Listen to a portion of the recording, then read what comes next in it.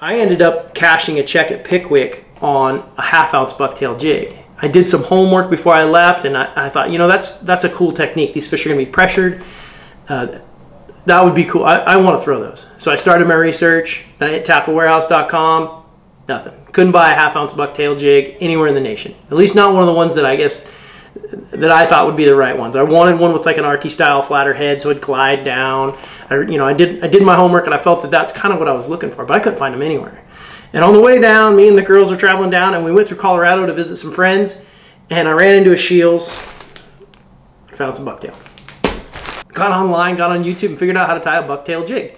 And it's something that's kind of cool. This whole season, every place we've gone to has been so new. The tackle that I'm used to from up here in the Northwest doesn't really actually play all the time. And so I put together this kit of parts, and I carry it with me everywhere. Robert Danielson, the owner of Angler Assets, sent me a bunch of parts for his spinner baits, all top-notch stuff. So even like at Eufaula, we modified and had a prototype spinner bait we built to help us crash those big spinner baits into those brush piles. It made a huge difference.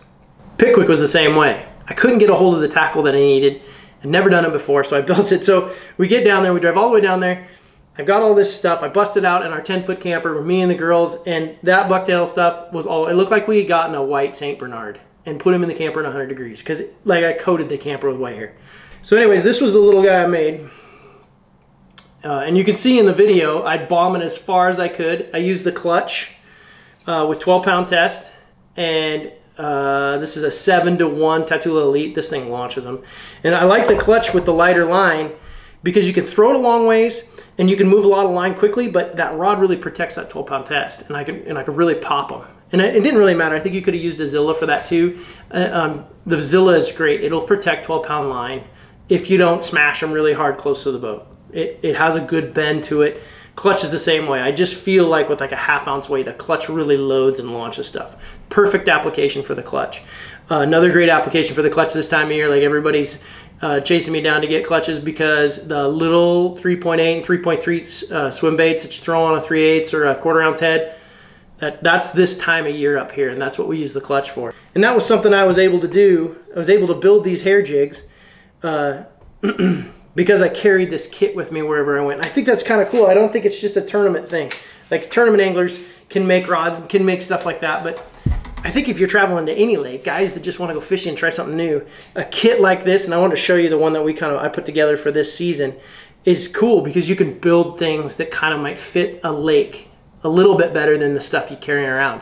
And like when I was looking for that 1/2 ounce jig, driving across the country, I couldn't find it anywhere. I could not find a 1/2 ounce bucktail jig almost anywhere, and it's because it's a great working bait, and everybody's buying them up, and supply can't meet demand. So you got to make it. So I built a kit that I wanted to show you guys. I thought was pretty cool.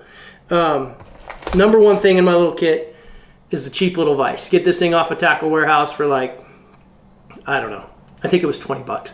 The cool thing about it is you don't just use it for making jigs. You can put your hooks in it and tie a little hook keeper or a weed guard on a hook to make a wacky rig hook that has a little weed guard. We've done all kinds of stuff with like that. But it's really good, and for like spinner baits, it's really nice to put your spinner bait on there and build your spinner bait without holding it and watching all the parts fall off. This thing's been imperative. Of course, you gotta have super glue. Always have super glue. Buy one of these thread bobbins. These are the deal. And I just use the same Pro Wrap that we put on our fishing rods for line, but I'm sure there's all kinds of different thread. Gotta have dikes in there. I've got a bunch of extra spinnerbait heads.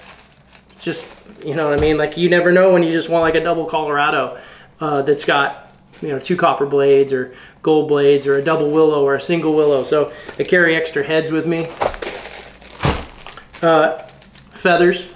Somebody said your bucktail jig's gotta have feathers. Put feathers in it. I carry, that is a skirt making tool, which I don't know if you guys have seen. It's just really simple.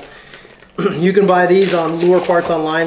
It's a sweet little tool, but you have to look it up. But it's just a skirt making tool. You stick the silicone strands in there and pull the rubber over the top of the skirt making tool, and then you can just slide whatever custom skirt you made on your spinner bait or whatever like that. A lot of people, a lot of the purists, when they build their own baits, they want their, they think you should use thread and wrap your skirts together with thread. But if you're in a hurry, just use a skirt tool and use a rubber collar, and then buy this stuff. I carry this around too. It's a safety wire, 0.025 safety wire, and you buy these little pliers. These are pliers that spin. You pull on them and they spin. You put this safety wire around that rubber collar on your jig skirt, zip it on there. The skirt won't go anywhere. It never goes away. That's kind of handy. The other thing I carry around is a little bit of flat rubber, and a couple of the key colors, brown, black, and blue. A couple of these. This is the Lowen 53 half-ounce finesse jig. It's an awesome jig head, good sharp hook. So if you got to make a jig, you know, you can just bust one out real quick. Stole my wife's fingernail polish. I watched a video with Brian Thrift where on their jigs they put a little dot of red fingernail polish right under the nose, right under the line tie, and I don't know if that makes a difference, but if you see a lot of the really popular baits that are coming out these days, they've got a red dot under them. These things will save your life. These are spinnerbait pliers. If you've ever tried to change the main blade on a spinnerbait and had to bend that wire, these things make that less scientific. They just whip it out. I didn't know about these till this year. I think I saw a video with Wesley Strader had them. Those things will change your life.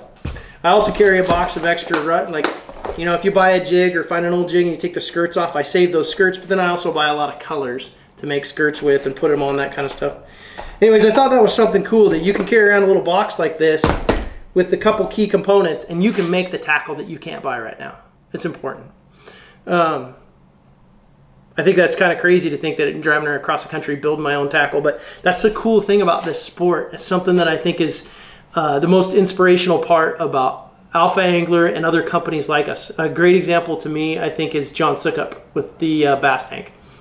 He's been an inspiration watching him on the water because he's such a good fisherman, but he has a passion for the sport. And what I really love about bass fishing is that anybody can be part of it.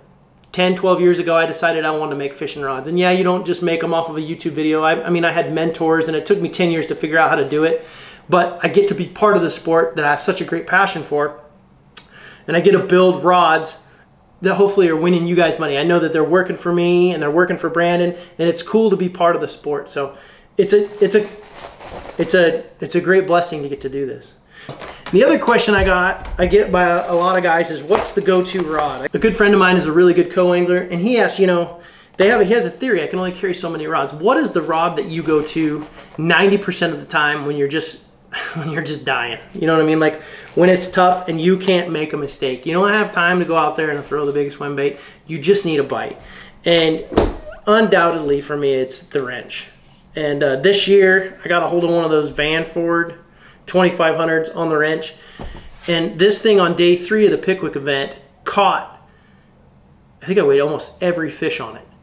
They didn't run any current, and I had to throw a drop shot, and we all joke about it. Like, I was talking to Joel Willert, who is the Citywide Sickness Pro, excellent fisherman. He had 100 rods on his deck of his boat when we were getting ready for the tournament, and he said, I put all these out and I'll probably just throw a drop shot. Which is funny, but it's true. The more pressure we put on lakes and the farther along we get into these tournaments, if you're not winning with a big heavy bait, a lot of the times if you're cashing a check or trying to get that last bite, you're throwing a drop shot or a Ned rig or a Nico rig. All of those techniques I've been using on the build. Here's a little history for you. Was quite a bit different. And I got into a piss and match argument with Polinick about the way it should bend and what it should be like. So we ended up building 2 of them. We built my version, we built Brandon's version, and I was convinced that my version was better. Even after building his, I was like, I don't like that rod. But then one day we got stuck, and then we were fishing together, and I grabbed his version and used it. And we're still in prototype stage, and he's right. And I hate to say that out loud, but he was right.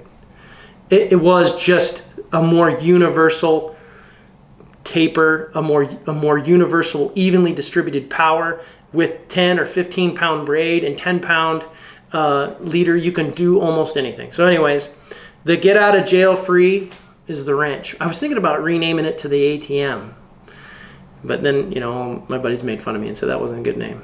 So anyways.